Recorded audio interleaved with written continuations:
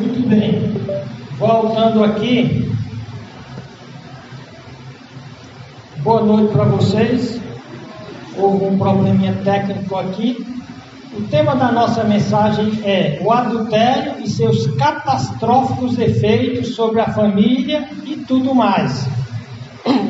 Eu passei as últimas 2 semanas pesquisando exaustivamente essa questão dos efeitos do adultério. Isso porque a razão, um irmão, um líder, um obreiro, ele disse que um amigo dele descobriu no celular da esposa vídeos de sexo o mais depravada possível da mulher dele com um vigilante de um shopping center. E ele ficou completamente transtornado e os dois, esse casal era da igreja, era amigo dele que também é da igreja. Ele disse: pastor, o que é que eu faço? Como eu poderia aconselhar? Hoje falando com ele, ele disse que o camarada já se separou, desculpem, já está partindo para o divórcio. Então, a nossa mensagem, eu vou dar uma parte no slide, porque eu esqueci o carregador, meu celular, meu computador vai descarregar. Mas hoje pela manhã, eu fiz um gráfico que dá uma ideia do que nós vamos falar aqui. O nosso texto principal é Mateus 12:38, quando Jesus Cristo responde a um pedido de milagres e de sinais que os fariseus, os líderes religiosos da época pediam de Jesus o sinal. Então ele diz: uma geração má, outras versões diz uma geração perversa, pervertida e adúltera, pede um sinal, porém não se lhe dará um sinal, senão o sinal do profeta Jonas. Então, o que é que há no adultério que o torna tão catastrófico, tão trágico, e que quase que por trás de todos os males desse mundo, você vai encontrar o adultério? Especialmente, nós vimos no caso da consulta desse irmão: pastor, como eu ajudo meu amigo? A mulher dele adulterou de forma grosseira, e ele já está partindo para o divórcio, e então vai partir para o recasamento. Então esses 3 assuntos estão interligados, e eles, apesar de serem romanceados, tratados com leveza pela sociedade, até na brincadeira, o adultério é algo terrível. O divórcio é um dos piores males sociais. E os recasamentos também são, feito uma análise, são uma maldição para a sociedade. Mas por que estão ocorrendo tantos adultérios que resultam em tantos divórcios, que por sua vez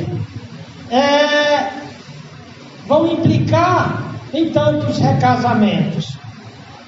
Na verdade, eu coloquei no gráfico 3 bombas. O adultério, ele explode vamos dizer assim, a integridade do casamento. O divórcio esfacela, e o recasamento multiplica uniões que toda a Bíblia vai chamar de adulterina. Nós vamos mostrar isso aqui. Então eu fiz uma barreira bem grande com a palavra casamento. Essa barreira casamento está sendo atacada por Satanás, por filosofias mundanas. Segunda coisa, por uma cosmovisão baseada em uma educação, na verdade, uma programação neurolinguística celular aqui pifou. Alô?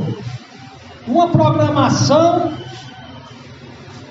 que está robotizando, levando as pessoas a um viver pagão, humanista, antropocêntrico. Eu vou, na tese, desenvolver mais isso.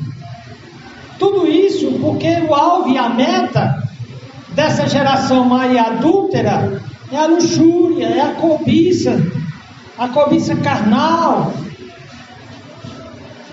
a cobiça pecaminosa, os desejos pecaminosos. Então, o casamento é uma defesa, é uma proteção contra Satanás, essas filosofias mundanas, essa educação programática, para preparar uma geração má e adúltera. A Bíblia se coloca como guardiã dessa verdade, possivelmente a única guardiã da verdade, da justiça e do amor, a palavra de Deus. Então aí está o gráfico. Eu creio que ele está bem intuitivo. Uma vez que você destrói o casamento, você destrói a família. Uma vez destruída a família, você destrói uma nação. Uma vez você destruindo as nações, você destrói o mundo. E tudo isso tem a ver com adultério, com divórcio e com recasamentos. Vamos orar. Senhor Deus, nosso Pai, nos guia agora a falar o que o Senhor deseja que nós falemos. Em nome de Jesus Cristo. Amém. Amém. Repitam comigo Mateus 12:38. Uma geração má e adúltera pede um sinal, porém não se dará sinal, senão o sinal do profeta Jonas. Há todo um contexto aqui mostrando que Jesus disse: eu não vou fazer espetáculo para entreter pessoas perversas e adúlteras, mas o sinal do profeta Jonas, que tinha a ver com arrependimento, tinha a ver com a cidade de Nínive que se arrependeu. E se essa geração má e adúltera não se arrepender da sua maldade e adultério, aquela maldição que ia destruir Nínive vai cair sobre os adúlteros. Então, o adultério e seus catastróficos efeitos. Examinando o terrível peso do adultério, do divórcio e do recasamento. Os textos-chave são 3. Mateus 12, 38 e 39, que fala da geração denunciada por Cristo, má e adúltera. O 7º mandamento, onde Deus dá uma ordem: não adulterarás. E Provérbios 6 e 32, que tira todo o glamour, todo o romance, toda a beleza que é mostrada nos filmes onde é envolvido adultério. Aqui o salmista, aliás, o escritor de Provérbios diz: assim, o que adultera com uma mulher é falta de entendimento, não tem bom senso, é sem juízo. Aquele que faz isso destrói a sua alma, e não destrói só sua alma, ele destrói a família, a nação e o mundo. Nós já vimos o texto de Mateus 12. Então, tese. Por conta do tempo e a bateria aqui do meu celular que vai descarregar, celular não, do notebook, a nossa tese: buscar responder e refletir sobre as seguintes questões. Primeiro, o que realmente a Bíblia diz sobre adultério e suas consequências catastróficas para a família, para a nação e para o mundo e tudo mais. Aí iremos refletir nas razões por que Jesus Cristo condenou a geração de seu tempo de má ou perversa e adúltera. E por que Provérbios 6,32 diz que os adúlteros não são inteligentes? Eles se acham muito sabidinhos, porque conseguem muitas aventuras eróticas, sensuais, estimulantes, eles se acham artistas. Porém, Deus diz: vocês não são inteligentes.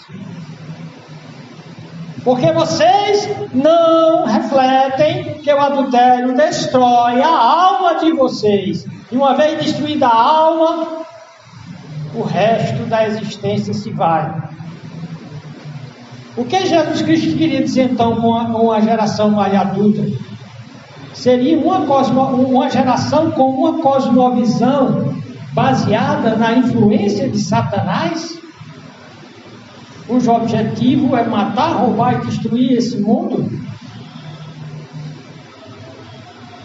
Seria uma cosmovisão satânica, baseada na influência de Satanás, cuja história é do maior adulterador dos bens divinos? Terceiro, como as filosofias humanas educam e programam toda uma geração de crianças, jovens estudantes de todos os níveis.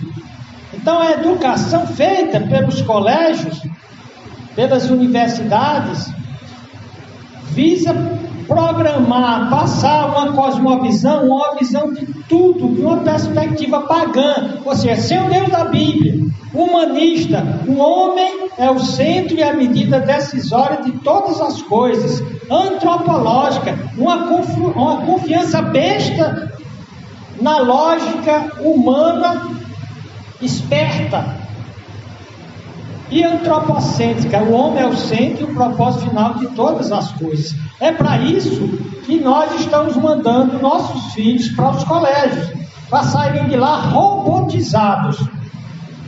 Então, por que essa geração, cujo alvo e meta de existência é a completa e restrita e desavergonhada satisfação de todas as suas necessidades, seus desejos de luxúria e suas cobiças carnais pecaminosas, especialmente uma entrega a uma completa libertinagem sexual, onde nada é proibido ou vergonhoso, e ao mesmo tempo é essa sociedade que tem a geração mais infeliz da história humana, segundo o filósofo contemporâneo Lipovetsky. Lipovetsky diz que todo esforço da sociedade, que ele chama de hipermoderna, para dar para si tudo que a cobiça e a luxúria carnal pedem, todos os bens de consumo, todos os prazeres, resulta em uma felicidade controversa, porque é uma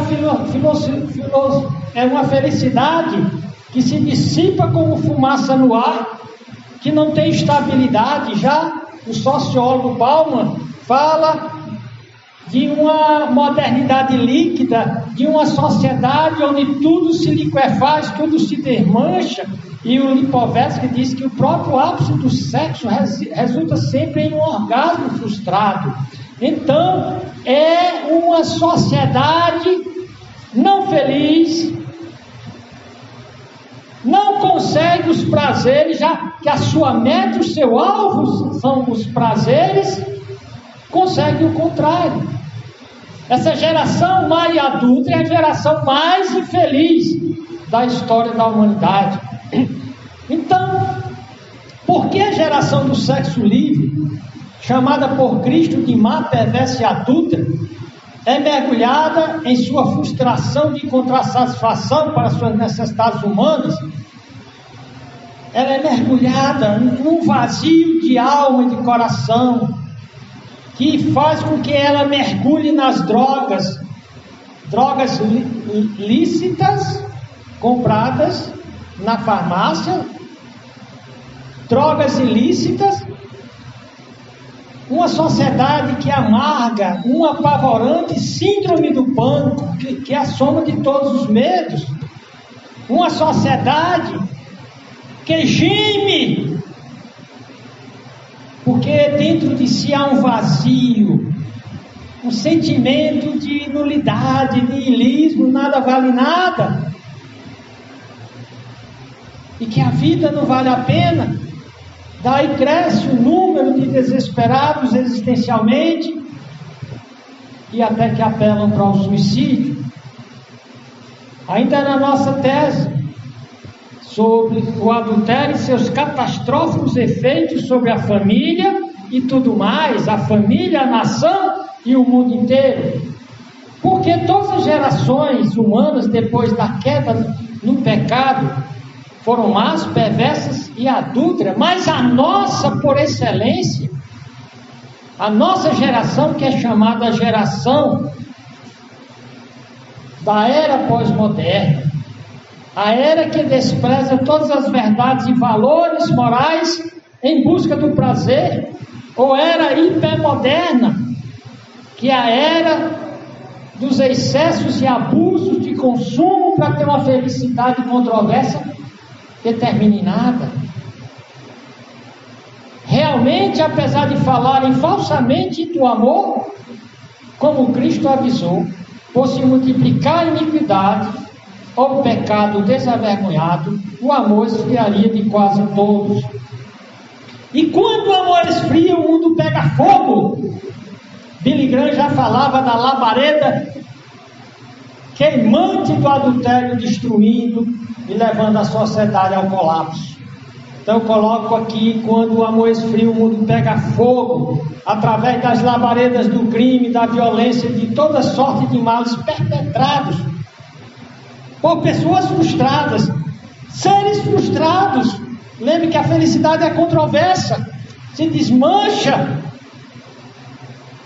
imediatamente após se conseguir aquilo que se esperava que daria felicidade. Então essa sociedade de seres frustrados, sem paz, sem propósito para viver, porque sem Deus, tiraram o Deus da Bíblia, e quando se tira o Deus da Bíblia, o que sobra é desespero existencial, é falta de propósito para a existência, é revolta, é violência, é crime, tudo de ruim. E no meio desse caos, desse mundo que está pegando fogo, a única salvaguarda é Deus e a Bíblia. Bíblia essa que é a palavra do Deus eterno. A Bíblia Sagrada é a verdadeira guardiã da verdade, da justiça e do amor. Vou citar aqui um famoso novelista, cuja uma das obras mais famosas é o Gorgo.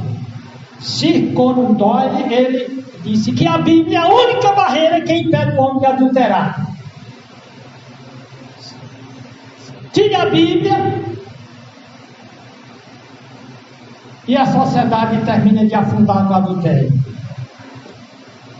Porém, eu vou citar aqui um filósofo cristão chamado Chesterton. Ele escreveu um livro, A Superstição do Divórcio. Ele discorda de Sir Doyle.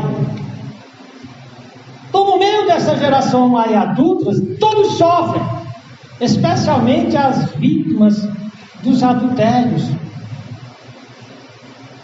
dos divórcios, dos recasamentos.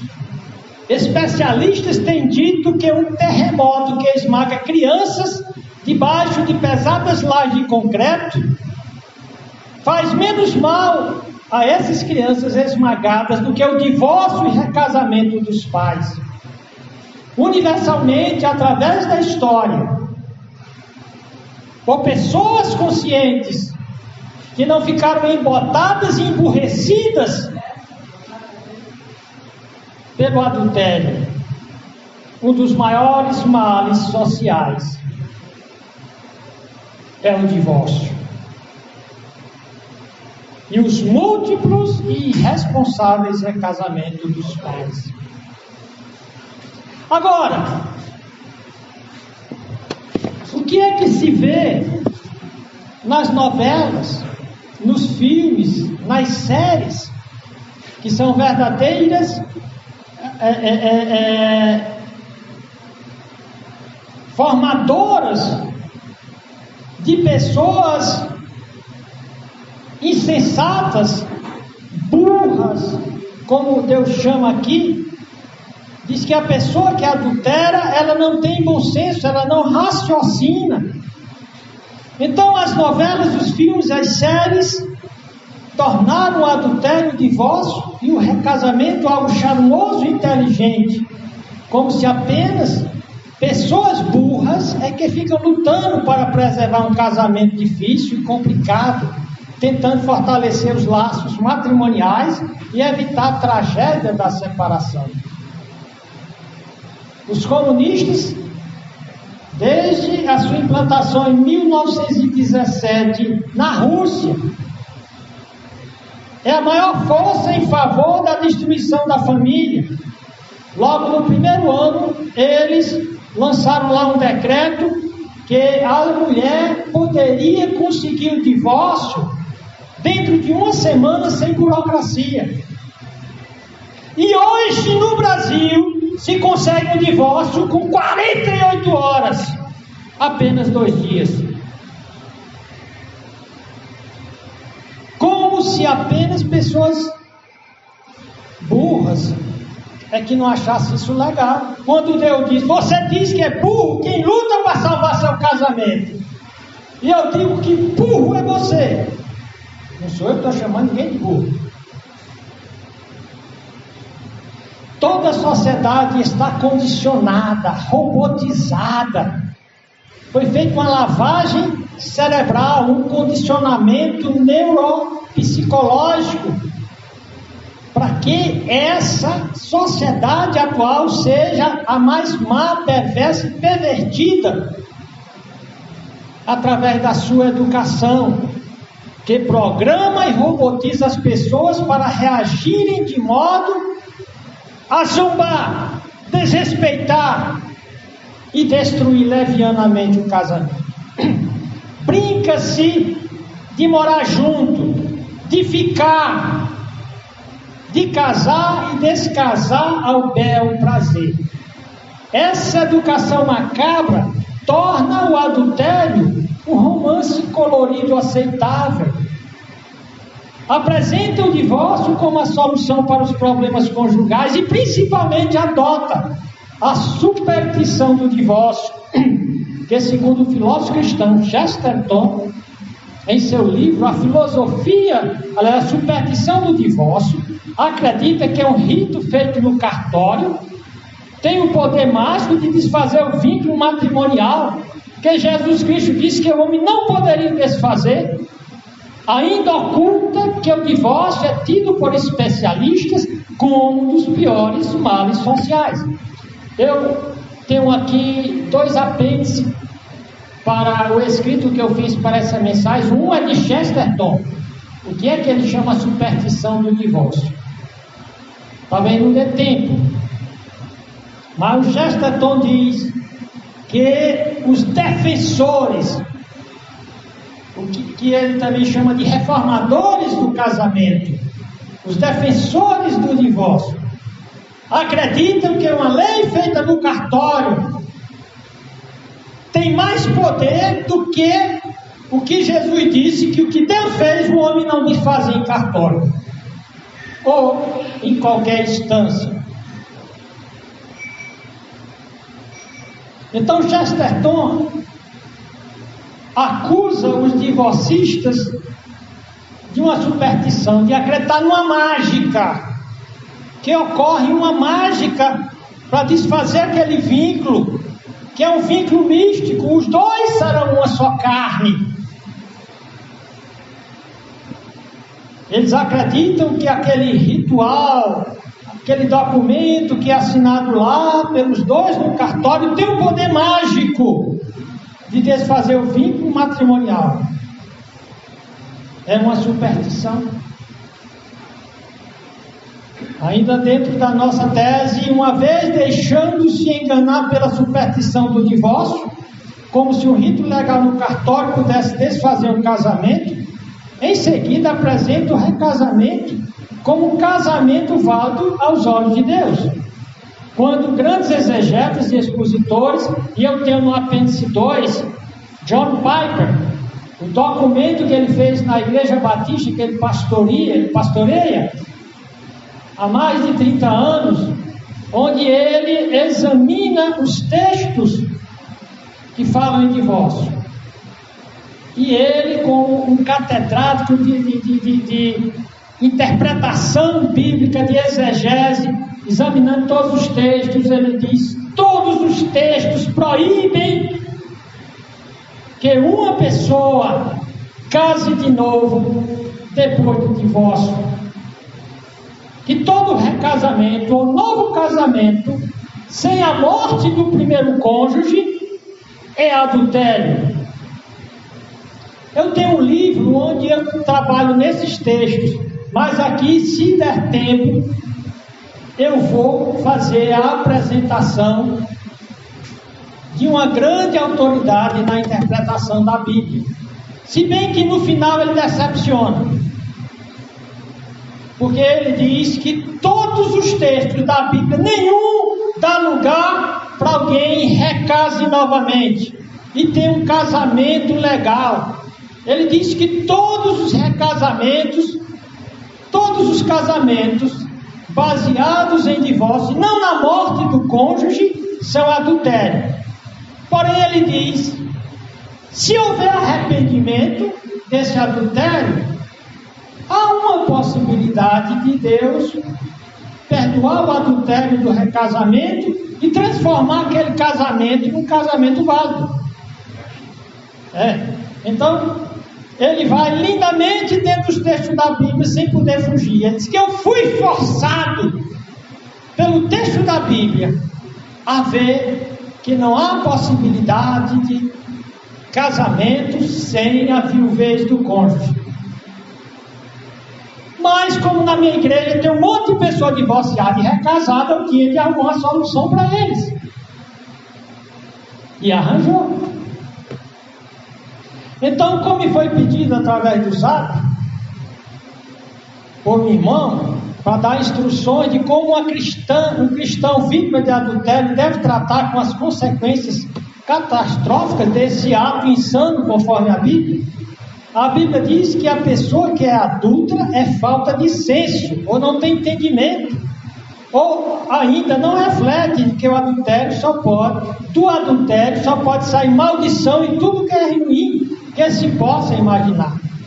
Na minha pesquisa eu vi que no próprio YouTube está cheio de vídeo falando da maldição dos segundos e terceiros casamentos, mas eu não fui gastar tempo lá, que eu tinha um material de alto peso exegético e erudito, livros que eu precisava de ler. Mas bote no YouTube e veja lá: a maldição do segundo casamento em diante. Então, isso aqui é só a tese. Eu escrevi muita coisa para essa mensagem. Então é muita coisa para tratar em apenas uma mensagem de 50 minutos.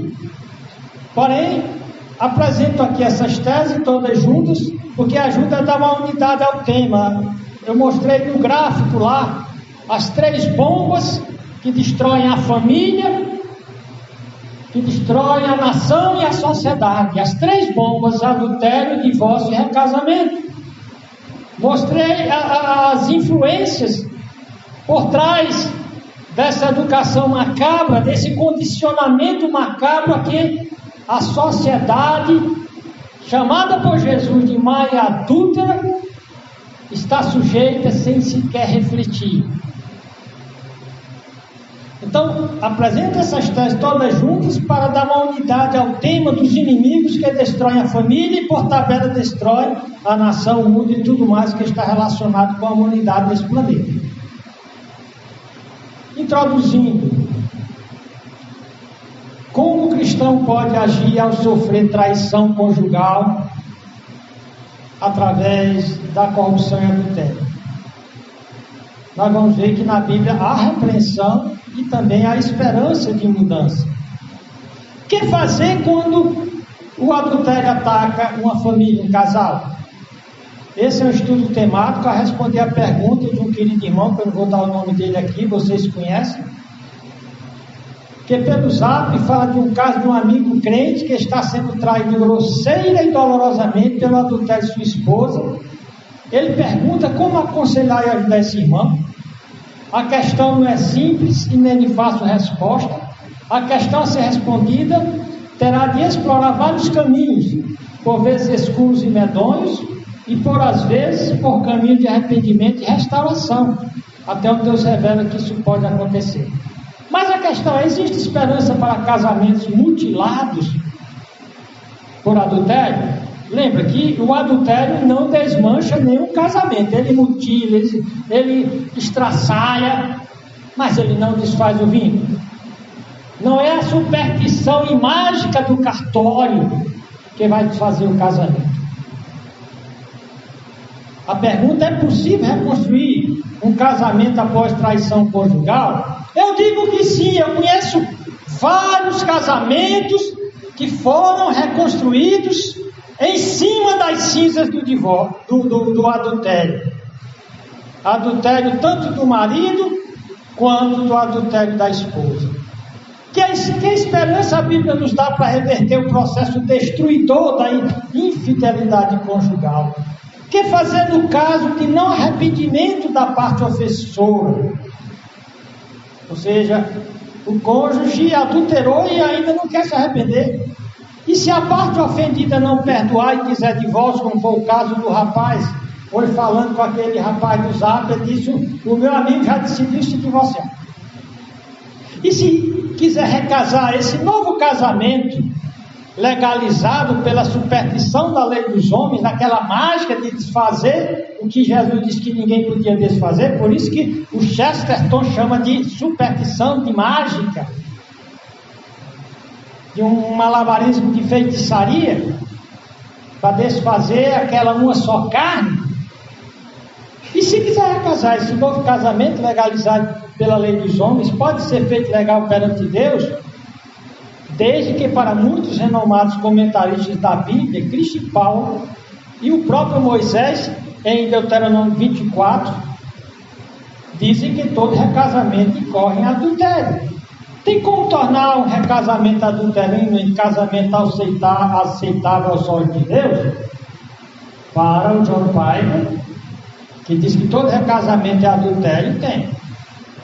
Para o John MacArthur, tem. Para o Jay Adams, tem. Mas será que aos olhos de Deus e da Bíblia tem? Eu não quero pontificar aqui, nem quero dar uma resposta, mas quero refletir até onde a luz de Deus me alcançou. São perguntas que envolvem muita dor, traumas dolorosos, feridas na alma, que temem não cicatrizar. Envolvem ira e ódio incontroláveis, por isso que ocorrem os feminicídios, os machicídios.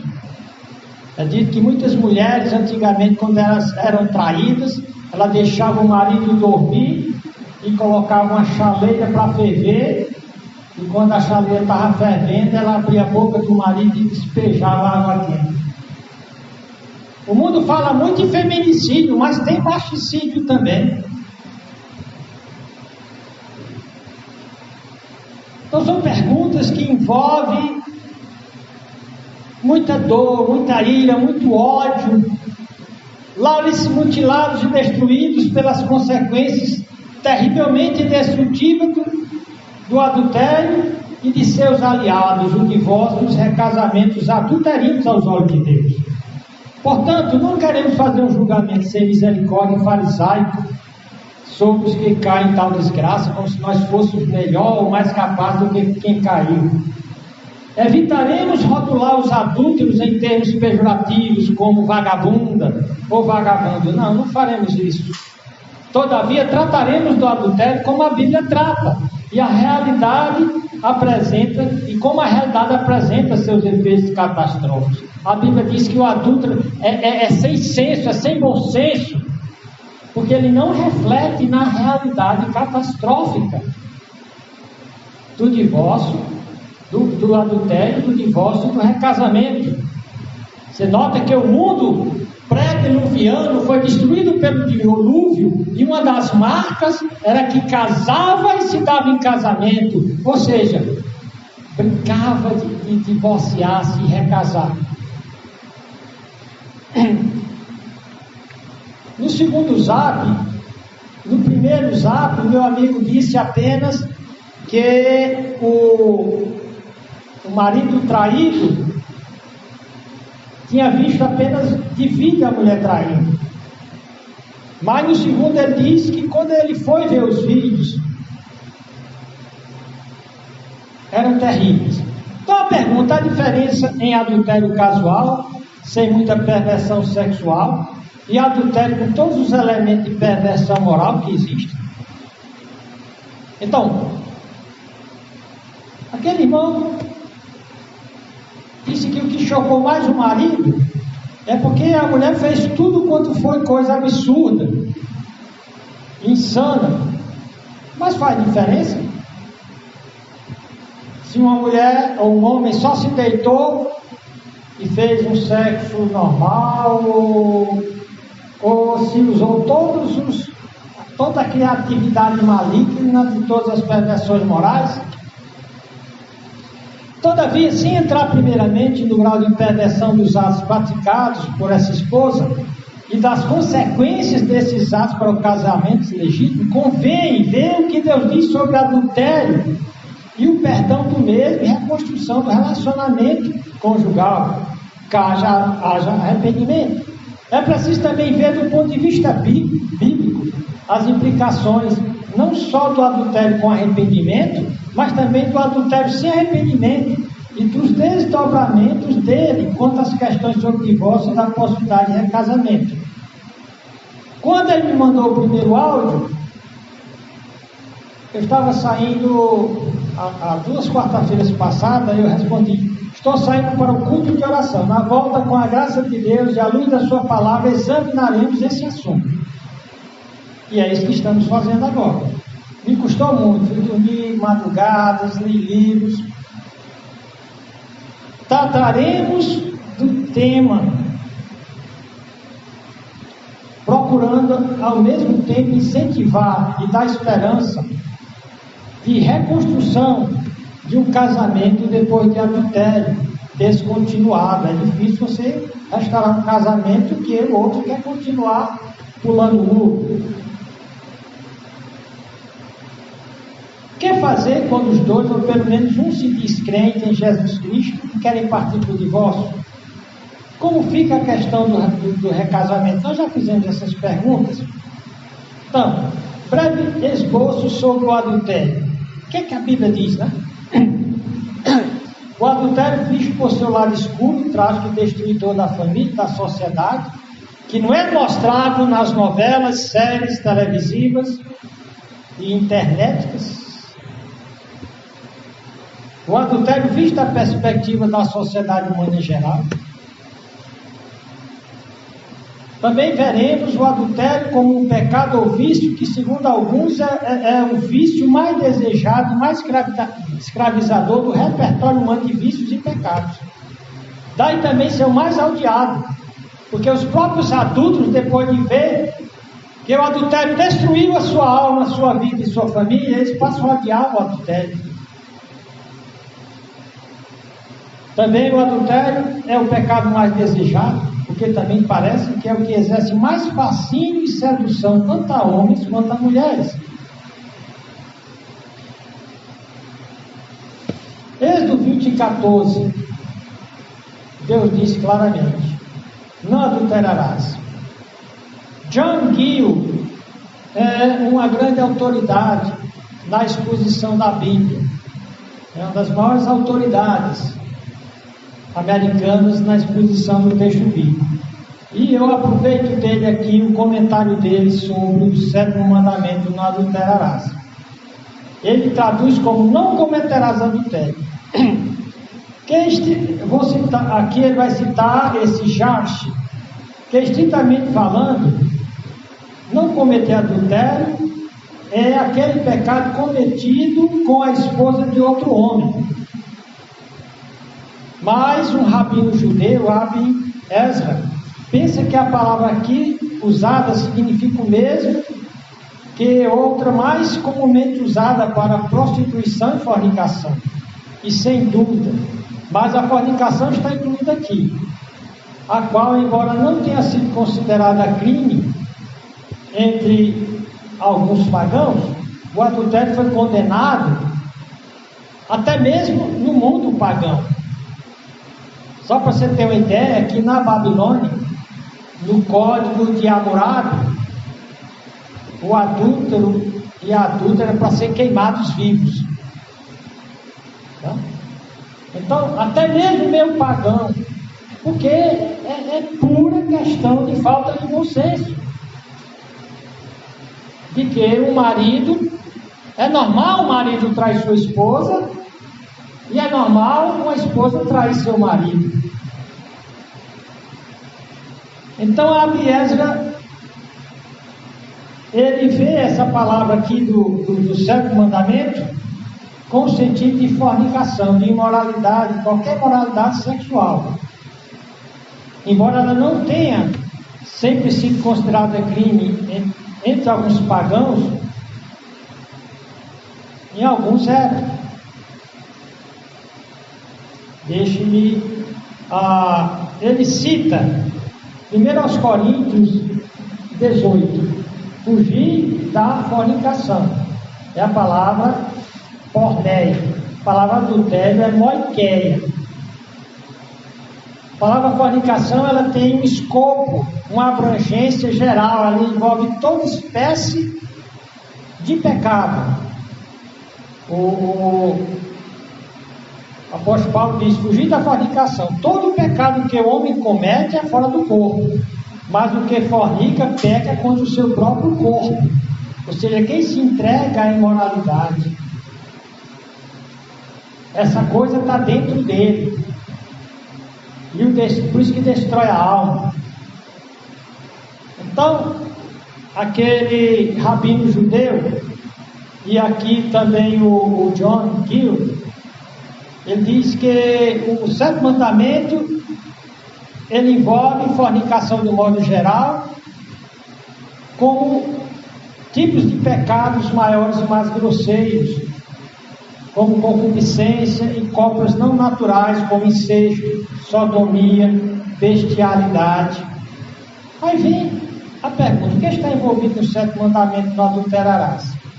Aí o Janguinho continua: e até mesmo todos os pensamentos, desejos e afeições impuras, palavras obscenas e movimentos e gestos impuros do corpo, e tudo que em si é impuro ou tende à impureza, pois também exige que devemos, tanto quanto estiver em nós, fazer tudo o que podemos para preservar a nossa castidade, ou seja, a pureza sexual, a pureza do nosso casamento, e preservar a castidade dos outros, pura e inviolável. Este é o sétimo mandamento.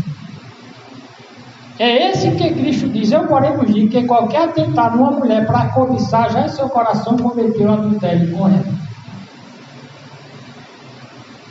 Agora, adultério, divórcio e casamento da perspectiva do livro de Malaquias. Eu fiz aqui um estudo, um breve introdutório comentário ao livro de Malaquias, tendo por alvo o tema: o que fazer no caso de traição conjugal? Então eu coloquei: o livro do profeta Malaquias tem por propósito descrever o descontentamento, o desagrado de Deus com a vida do povo da aliança.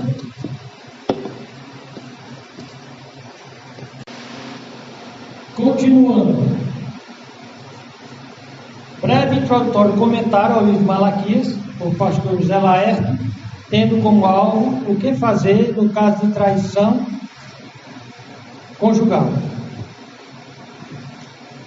No livro do profeta Malaquias, esse livro tem por propósito descrever o descontentamento de Deus com a vida do povo da aliança, povo que foi chamado e eleito para ser santo, mas que repetidas vezes se corrompeu em todas as suas camadas sociais, desde os sacerdotes até o mais simples do povo. Deus começa declarando o seu amor por Israel logo no início do primeiro capítulo, nos versos de 1 a 5. Por isso ele vai usar a metáfora do adultério, não só para o ato físico de adulterar com a mulher que não é casado, mas também figuradamente para representar o adultério espiritual, pois Deus se dizia o esposo, o marido de Israel, e quando Israel apelava para os deuses falsos, os deuses pagãos, ele cometia adultério espiritual. Como no caso de Oséias, profeta Oséias, ele casa com uma mulher que várias vezes adultera, e Deus usa o adultério da mulher de Oséias como exemplo do que Israel fazia. Então, Deus começa logo lá no primeiro capítulo dizendo: peso da palavra do Senhor contra Israel por intermédio de Malaquias. E Deus diz: eu vos tenho amado, diz o Senhor. Mas vós dizeis: em que nos tem amado? Não era Esaú, irmão de Jacó? Disse o Senhor: todavia amei a Jacó. Então, nos versos 6 e 7, Deus se apresenta como o marido desonrado, desrespeitado e profanado. É o retrato do marido traído pelo adultério. Olha que Deus diz: o filho honra o pai e o servo o seu senhor. Se eu sou pai, onde está a minha honra? E se eu sou o Senhor, onde está o meu temor? Diz o Senhor dos exércitos a vós, aos sacerdotes, que desprezais o meu nome. E vós dizeis: em que nós temos desprezado o teu nome? Ele diz aqui: ofereceis sobre o meu altar pão imundo, e dizeis: em que havemos profanado? Nisto que dizeis: a mesa do Senhor é desprezível.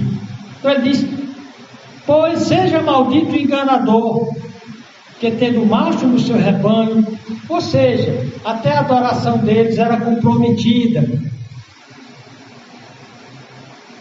E Deus, isso faz Deus começar a sua repreensão pela casta sacerdotal da tribo de Levi, os sacerdotes, os quais foram chamados para serem sacerdotes santos, que ajudassem o povo a santificar. Eles foram o primeiro a cometer adultérios, eles foram os primeiros a recasar, inclusive com mulheres pagãs, foram os primeiros a se corromper, tanto espiritualmente, oferecendo uma adoração corrompida, ou fora das exigências de Deus, como foram corrompidos pelo adultério no relacionamento conjugal.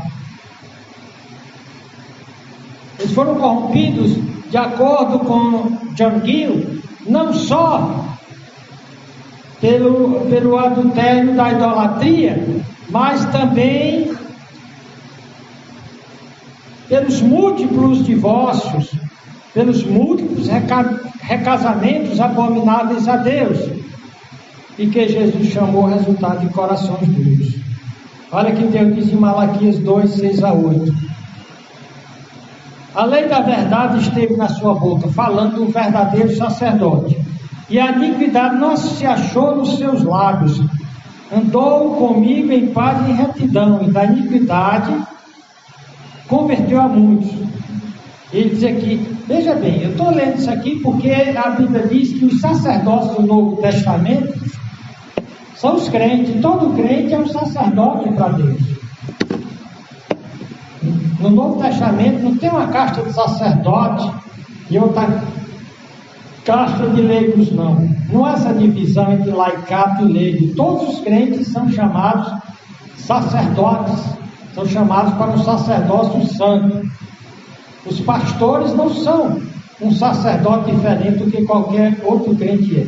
O pastor, ele é apenas o líder que ministra a palavra e cuida do rebanho.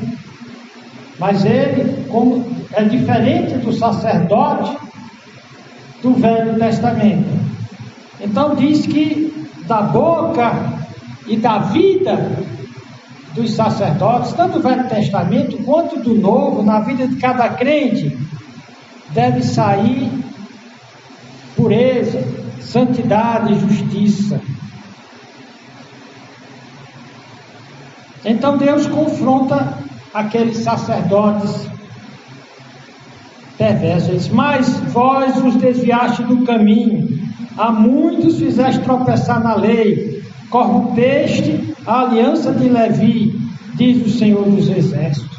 E então ele continua dizendo: ainda fazeis isso outra vez, cobrindo o altar do Senhor de lágrimas, com choro e com gemidos, de sorte que eu não olho mais para a oferta, nem a aceitará com o prazer da vossa mão. E dizeis, por quê? Então Malaquias diz, porque o Senhor foi testemunha entre ti e a mulher da tua mocidade, a mulher do primeiro casamento, Porque o Senhor foi testemunha entre ti e a mulher da tua mocidade, com a qual tu foste desleal, fostes infiel, né? Sendo ela a tua companheira, ela é a tua companheira adjutora. Enquanto ela viver, você não pode ter outra mulher. E está dizendo que os sacerdotes fizeram isso. Porque o Senhor foi testemunha entre ti e a mulher da tua mocidade.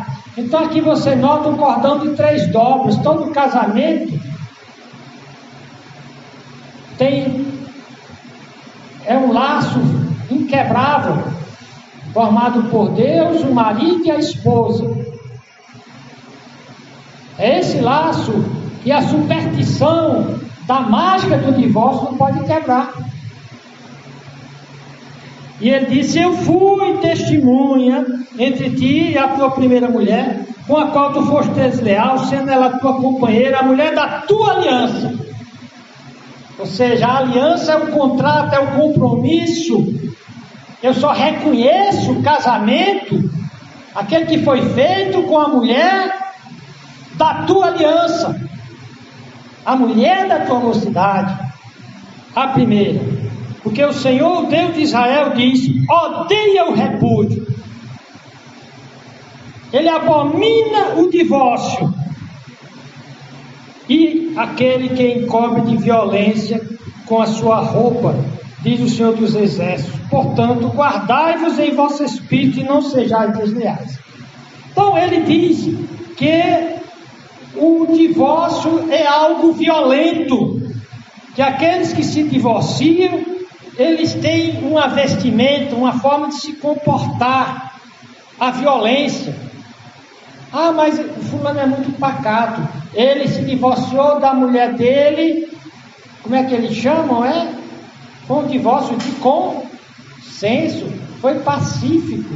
Inclusive é dito que se os dois concordam se divorciarem sem questões, dentro de 48 horas, o cartório faz uma mágica e desfaz o que a Bíblia diz que o cartório não desfaz.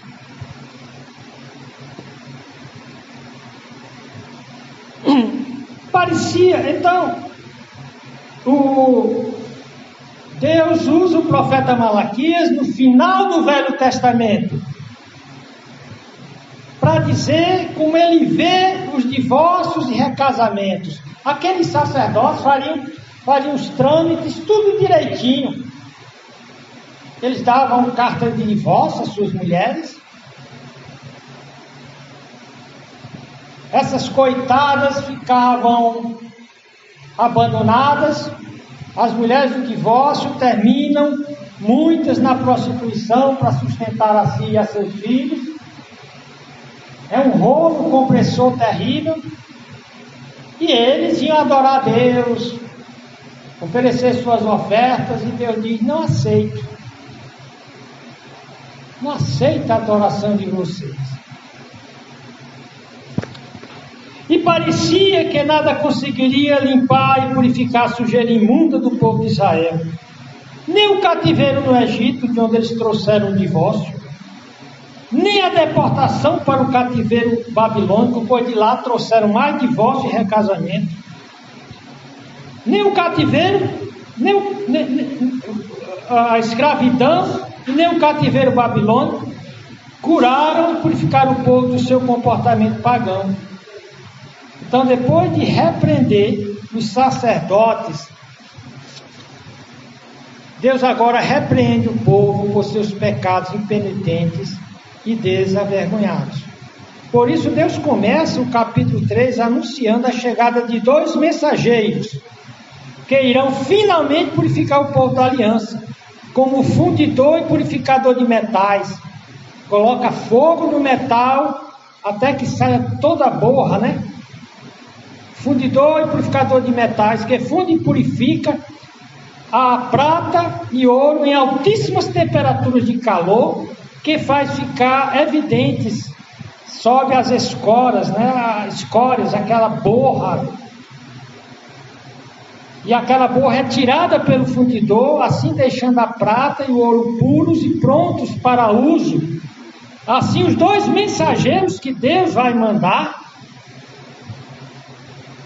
eles iam tacar fogo naquele povo corrompido e adulterino. Olha o que é dito em Malaquias 3, 1 e 2. Eis que eu envio o meu mensageiro que preparará o caminho de mim. Esse aqui é João Batista. São os 2 mensageiros. Um é João Batista, que vem preparar o caminho de Jesus Cristo. Então ele diz: eis que envio o meu mensageiro, no caso aqui é João Batista, que preparará o caminho diante de mim, e de repente virá ao templo o Senhor, que é o segundo mensageiro, a quem vós buscais. Ou seja, o Messias era buscado desde a promessa de Gênesis 3:15. E esse segundo mensageiro, diz aqui, é chamado de o mensageiro da aliança, da nova aliança, o Salvador, o Messias, a quem vós desejais. O verdadeiro desejado por todos os crentes de toda a história. Jesus é a verdadeira, vamos dizer assim, é o verdadeiro alvo de desejo do crente. E eis que ele vem, diz o Senhor dos Exércitos: mas quem suportará o dia da sua vinda? E quem subsistirá? Quem vai permanecer em pé quando ele aparecer? Porque ele será o fogo do ourives e como o sabão dos lavandeiros. Olha essa expressão: quem suportará o dia da sua vinda? Quem subsistirá? Porque ele será como o fogo do ourives, o sabão dos lavandeiros, o fogo que purifica o metal, o sabão tira a imundícia. Então muitos se enganam pensando que o Deus do Velho Testamento é severo e que o Deus do Novo Testamento, Jesus Cristo, o Deus do Novo Testamento encarnado na pessoa de Jesus de Nazaré, que Jesus de Nazaré é só amor, é só paz, manso e suave. Jesus está chamando. Aqui está dizendo que o anjo da aliança, o mensageiro da aliança, virá tocando fogo. E quem vai suportar? Que Jesus é só amor. Aqui está dizendo que ele é purificador. Os 2 mensageiros profetizados por Malaquias têm um ministério principal: não apenas mostrar e conceder a salvação da condenação, mas purificar do pecado, tal qual o ourives faz para purificar o ouro. João Batista é o primeiro mensageiro que veio pregando arrependimento de pecados ou metanoia, que é a mudança, a renovação completa de mente e modo de viver, onde ocorre a mudança de um coração duro de pedra, que ama o adultério, o divórcio e o recasamento, para um coração sensível a Deus e a sua palavra, que ama o próximo como a si mesmo. Um coração não divorcista, um coração não adulterino, um coração não divorcista nem recasamentista. Conversão de um comportamento idólatra, adúltero, conforme a cultura pagã, para um comportamento puro e santo e verdadeiro, conforme a cultura bíblica cristã, que tem por alvo semelhança com Cristo. Jesus Cristo é esse segundo mensageiro, o mensageiro da aliança. Essa palavra aliança em Malaquias é importante, porque ela trata de uma dupla aliança: a aliança de Israel com Deus e a aliança do marido com a esposa. Eram essas 2 alianças que Israel estava desrespeitando e profanando. É por causa dessas 2 alianças que o mensageiro repreenderá o povo, vai julgá-los e purificá-los com fogo. Porém, ele dá esperança de serem purificados, tanto do adultério espiritual quanto do adultério conjugal. Para finalizar essa profecia de grave repreensão, mas principalmente de esperança para as famílias machucadas pelo adultério e fraturadas pelo divórcio, Malaquias diz no capítulo 4 e versículo 5: eis que eu vos enviarei o profeta Elias. E no caso aí é o primeiro mensageiro, João Batista. Antes que venha o grande e terrível dia do Senhor, e ele converterá o coração dos pais aos filhos, e o coração dos filhos a seus pais, para que eu não venha e fira a terra com maldição. O Velho Testamento termina com a palavra maldição. E a bênção virá através do anjo da aliança, aos que se arrependerem e se converterem a ele. Portanto, nesse estudo estamos a buscar a esperança prometida em Malaquias 4, 5 e 6. A conversão dos corações dos cônjuges, do marido para com a esposa, da esposa com o marido. A conversão do coração dos filhos em amor para com seus pais e seus pais para com seus filhos. Embora o livro de Malaquias pareça, como diz no primeiro versículo, uma repreensão pesada, porque o pecado do adultério, do divórcio e do recasamento é pesado. Por isso que diz, quem suportará, vai suportar a vinda do segundo mensageiro, que é Jesus. Na primeira vinda, Jesus Cristo veio como mensageiro da aliança. Propõe uma aliança no seu sangue, não apenas para salvar da condenação do inferno, mas para purificar os que entram em aliança com ele, para serem salvos da condenação e purificados do pecado através de seu sangue, que os faz novas criaturas, que odeiam o pecado, que a quebra da lei santa, justa e boa de Deus. Esses que agora, nascidos de novo, amam os mandamentos e princípios e caminhos traçados por Deus e, paralelamente, odeiam aquelas coisas que quebram a lei de Deus, entre elas o adultério. Porém, ninguém se engana. O Pai Celestial disciplina todo filho que recebe. Aos falsos crentes, bastardos e joio de Jesus, ele lança no fogo. Paulo advertiu que a graça de Deus em Jesus não é licença para viver no pecado. O apóstolo João diz que os que vivem habitualmente no pecado não são filhos de Deus, mas sim do diabo. E o autor dos Hebreus diz que é horrível coisa cair nas mãos do Deus vivo, ou irado contra o pecado, que ele chamou de pecado deliberado, atrevido, descarado, continuado e sem arrependimento.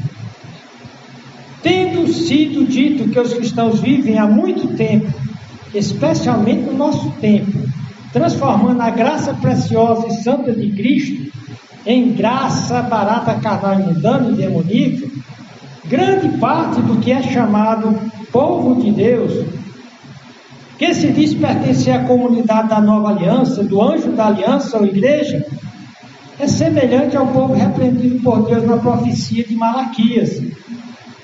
Então vamos tratar desse assunto sobre adultério, tanto dando esperança aos arrependidos e obedientes à palavra de Deus, como advertindo aos duros de coração e impenitentes, dando-lhes certeza que sofrerão a ardente ira do Deus que é fogo consumidor.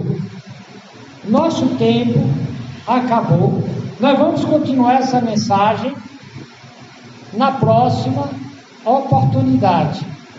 O que nós podemos dizer da nossa proposta para ajudar aquele irmão que perguntou acerca daquele amigo dele que sofrera a catástrofe do adultério da sua esposa, e que o adultério dela, segundo ele, teve elementos os mais pervertidos e depravados, mas não precisava ter isso. O fato é que há esperança. Mesmo depois de um adultério, aquele que adulterou deve se arrepender, deve lamentar e chorar perante Deus. e deve buscar, na medida em que isso é possível, e o cônjuge, a vítima do seu adultério,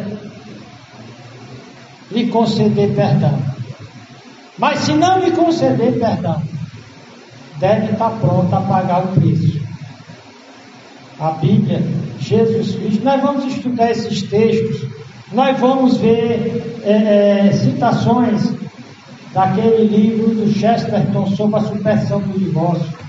Nós vamos ver um documento muito bem preparado dos textos bíblicos, mostrando que o caminho para casamentos problemáticos, para relacionamentos conjugais difíceis, não é o divórcio. Porque o divórcio é uma abominação para Deus. O recasamento é um adultério para Deus.